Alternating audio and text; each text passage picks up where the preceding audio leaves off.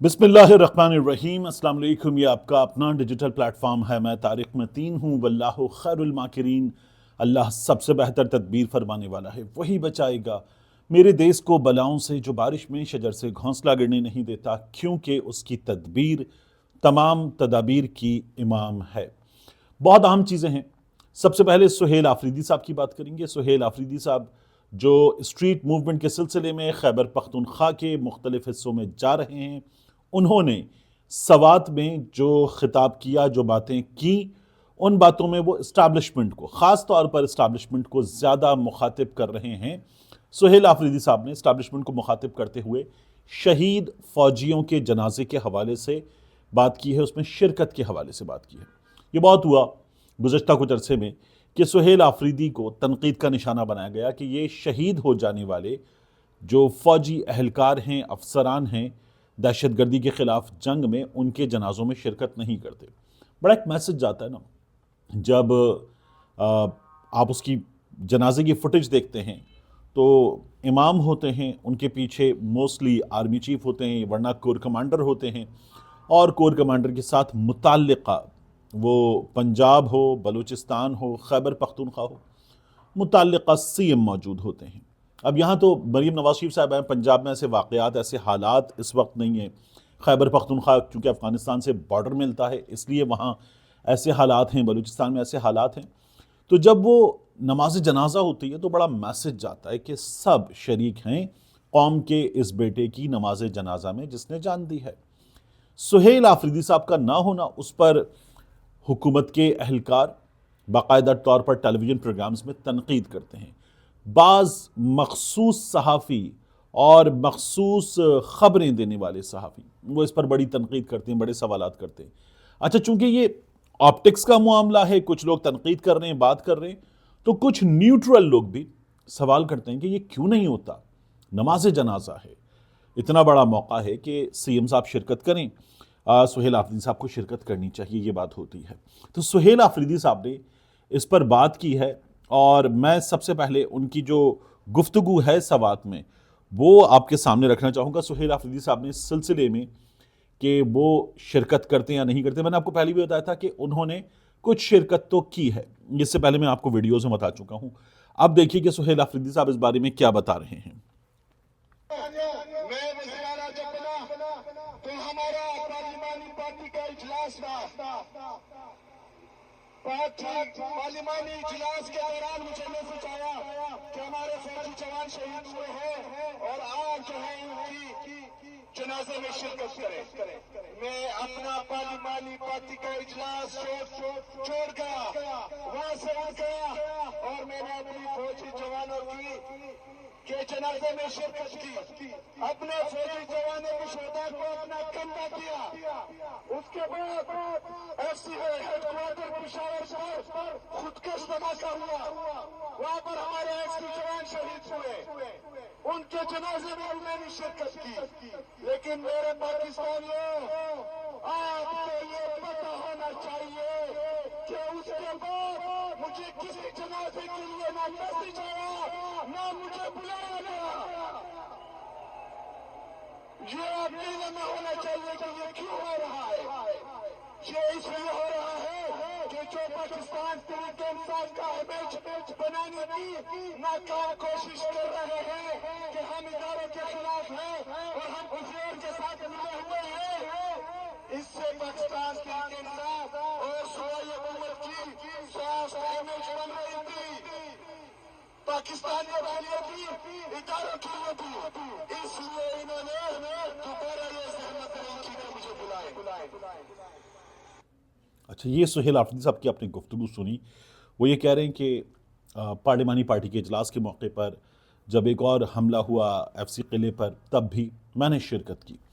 आप इन वर्ड्स में कुछ चीज़ों पर गौर करें। सुहेल आफरीदी साहब ये कह रहे हैं कि अपने फ़ौजी जवानों के जनाजे में शिरकत की, हमारे फ़ौजी जवानों का जनाजा था, मैंने शिरकत की, मेरे पाकिस्तानियों। तो सुहेल आफरीदी साहब की बात करने में, जिनकी बात कर रहे हैं, उनको बड़ा अपनाइयत देने का अंदाज आपको नज़र आ रहा है फ़ौजी जवानों के लिए भी। फिर वो ये कहते हैं, शिकवा करते हो कि उसके बाद मुझे मैसेज नहीं आया, उसके बाद मुझे बुलाया नहीं गया, میں تو اپنے اجلاس چھوڑ کر، اپنی مصروفیات چھوڑ کر جنازوں میں شریک ہوتا رہا، پھر آپ نے مجھے نہیں بلایا، سی ایم بننے کے بعد بھی میں نے شرکت کی۔ اب اس چیز کو بڑا استعمال کیا جاتا ہے سہیل آفریدی صاحب کے خلاف۔ میں یہ کوشش کر رہا تھا کہ میں جو اسٹیبلشمنٹ والی سائڈ ہے وہاں اگر کسی سے کچھ معاملات کے لیے، خبروں کے لیے کئی بار موقف لینے کے لیے رابطہ ہوتا ہے اور کچھ چیزوں پر موقف مل جاتا ہے، کچھ پہ نہیں ملتا، وہ مصروفیت کی بنا پر ہو یا موقف نہ دینا چاہ رہے ہوں اس بنا پر ہو، اور یہ سیاستدانوں کے ساتھ بھی ہوتا ہے کہ سیاستدانوں کا بعض اوقات بعض چیزوں پر موقف نہیں ملتا، دونوں طرف ہوتا ہے۔ تو میں نے ان سے موقف لینے کی کوشش کی کہ کیا یہ سلسلہ ہوتا ہے کہ جنازے میں شرکت کے لیے بلایا جائے، میسج کیا جائے یا جنازے میں شرکت کی جائے۔ عام طور پر تو جنازے میں جایا جاتا ہے کیونکہ یہ فرض ہے۔ سہیل آفریدی صاحب کو میں مطلب میرا ان سے بڑا اچھا رابطہ رہا ہے۔ جب تک وہ سی ایم نہیں تھے تب تک تو خبروں کے سلسلے میں رابطہ کرنا، کسی چیز پر موقف لینا، کھٹ سے فون پر بات ہو جاتی تھی۔ اب لیئرز انوالوڈ ہو گئی ہیں، اب وہ انڈائریکٹلی رابطہ ہوتا ہے۔ تو میرا ان سے پھر بھی یہ کہنا ہوگا کہ اگر اب خدا نہ خواستہ کسی کی شہادت ہوتی ہے، جان جاتی ہے، تو آپ کو میسج آئے نہ آئے، آپ کو میسج کر کے پہل کر کے شرکت کر لینی چاہیے۔ یہ اچھا ہے، اس لیے نہیں کہ آپ بطور سی ایم فوجی جنازے میں شرکت کر رہے ہیں، اس لیے کہ یہ جو معاملہ ہے یہ فرض ہے ایک، دوسرا بطور صوبے کے لیڈر کے طور پر یہ آپ کا مزید فرض ہے دو، تیسرا بہت زیادہ اس وقت حالات خراب ہیں، یہ ان حالات کو بہتر کرنے میں چیز مددگار ہو سکتی ہے، تین تو ضرور کرنا چاہیے سہیل آفریدی صاحب کو۔ میری ان سے یہ ریکویسٹ ہوگی کہ خود کریں، جنازے میں شرکت ہے نا، یہ کسی کی شادی تھوڑی ہے۔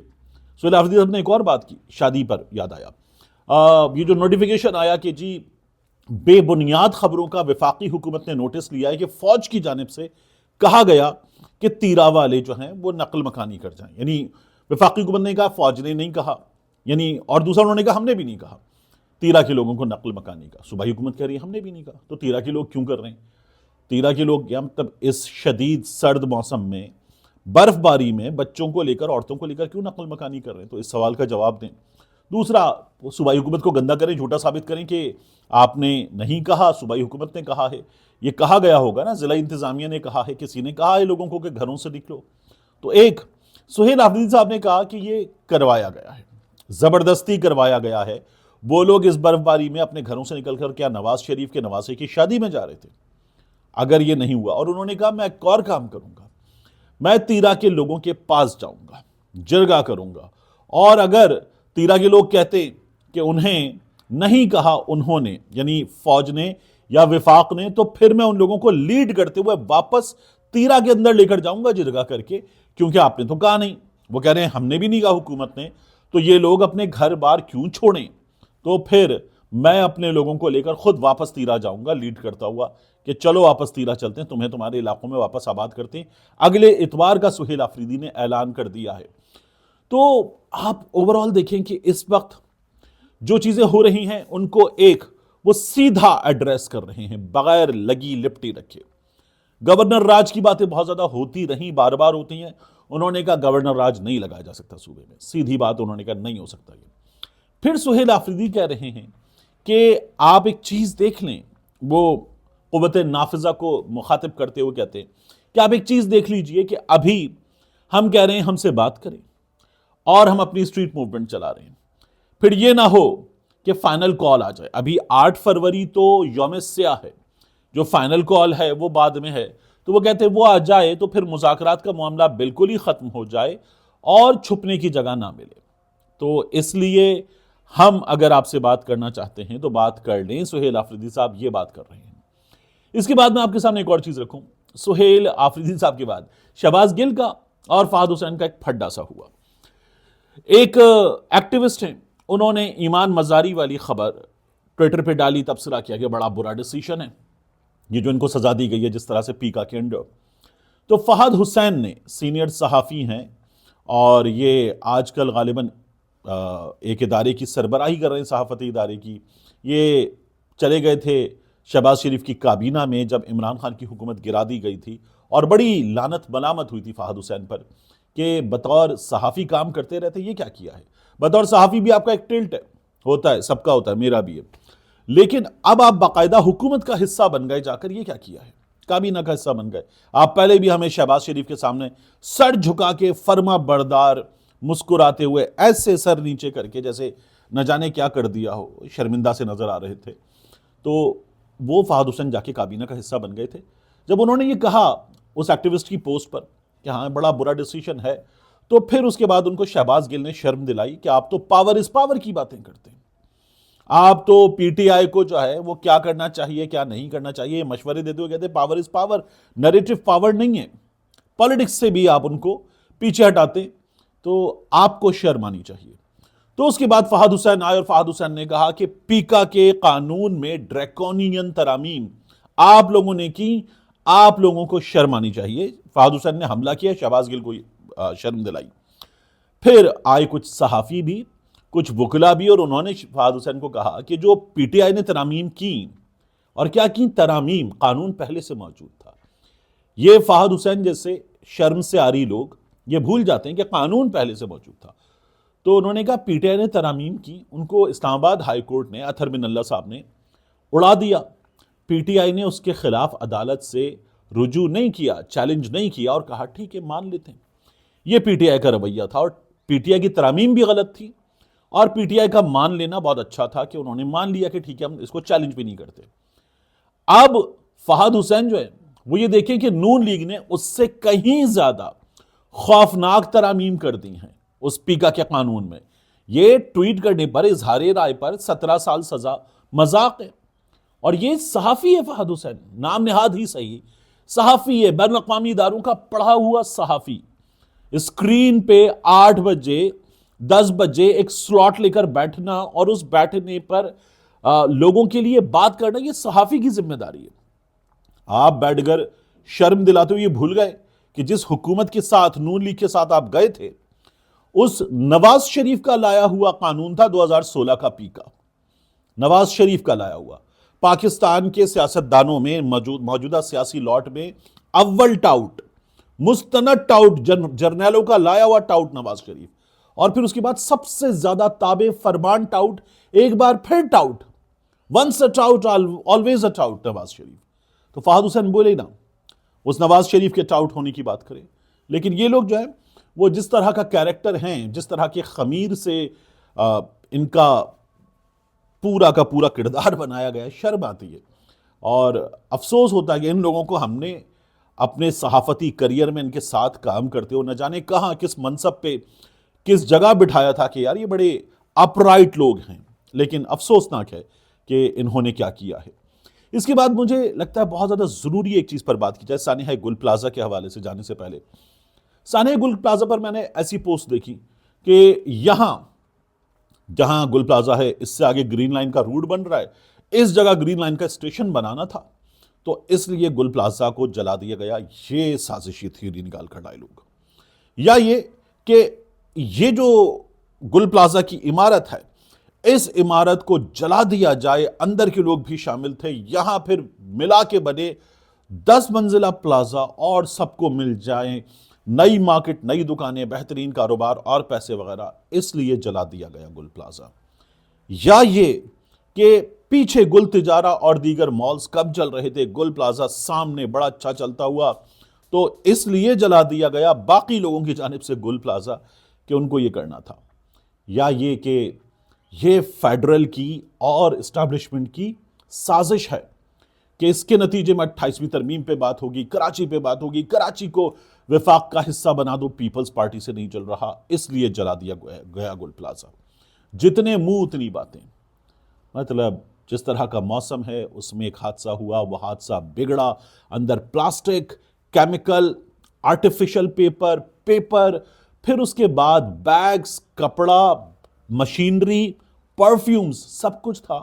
اور ان تمام چیزوں کے جو باہر سے آ کر یہاں بک رہی تھی، ان تمام چیزوں کے گتے، ان کے ڈبے، بہت زیادہ ایسا سامان تھا، اور ہر چیز ایسی تھی رادو کہ جو آگ پکڑتی چلی گئی، پھیلتی چلی گئی، سانحہ ہو گیا. یہ جو گیٹس بند تھے، کیوں بند تھے؟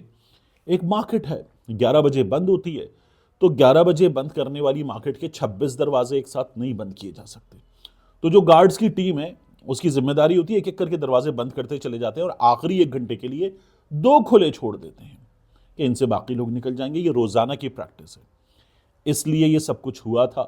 تو سوشل میڈیا قوانین کی بہت ضرورت ہے ہمارے یہاں بہت ضرورت ہے کہ یہ کوئی بھی منہ اٹھائے اور ایک تھیوری لے کر آ جائے. گل پلازا اس لیے جلا دیا گیا. یہ اس سے اجتناب کریں اور بات کریں تو ذمہ داری کے ساتھ کریں. جو سامنے نظر آ رہا ہے کہ غفلت ہے، مجرمانہ غفلت ہے، اس مجرمانہ غفلت پہ بات کر لیں، لیکن اس کے بعد جس کا جو جی چاہے اٹھا کے جو بنا دے، یہ سلسلہ ختم ہونا چاہیے. بہت افسوسناک، بہت غیر ذمہ دارانہ ہے، اور جو لوگ چلے گئے نا ان کے خاندانوں کو بہت تکلیف دیتا ہے. ملتے ہیں انشاءاللہ آپ سے اگلی ویڈیو میں.